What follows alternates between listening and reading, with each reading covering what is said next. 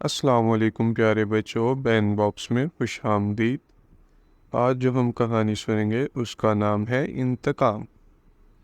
کسی جنگل میں ایک گھوڑا اور ہرن دو دوست رہتے تھے۔ ایک دفعہ کسی بات پر دونوں کا جھگڑا ہو گیا۔ ہرن کافی پرتیلا تھا، لڑائی مار پیٹ تک پہنچ گئی۔ گھوڑے کو زیادہ چوٹیں آئی تھیں۔ دونوں ایک دوسرے سے دور بیگانوں کی طرح رہنے لگے۔ ایک دن گھوڑے نے جنگل میں ایک شکاری کو دیکھا۔ اس نے سوچا کیوں نہ ہرن سے انتقام لیا جائے۔ وہ شکاری کے پاس گیا اور پوچھا، کیا تم کسی ہرن کا شکار کرنے آئے ہو؟ شکاری: ہاں۔ گھوڑے نے کہا، میں تمہیں ایک ہرن کا ٹھکانہ بتاتا ہوں۔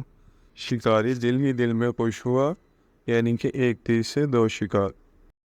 اس نے گھوڑے سے کہا، اگر تم میری مدد کرو تو کیا ہی بات ہے، کیا میں تمہاری پیٹھ پر بیٹھ جاؤں؟ گھوڑا فوری راضی ہو گیا۔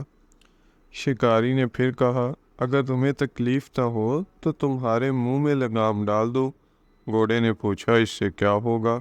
شکاری نے کہا، جیسے ہی مجھے ہرن نظر آئے گا میں تمہاری لگام اس کی طرف موڑ دوں گا۔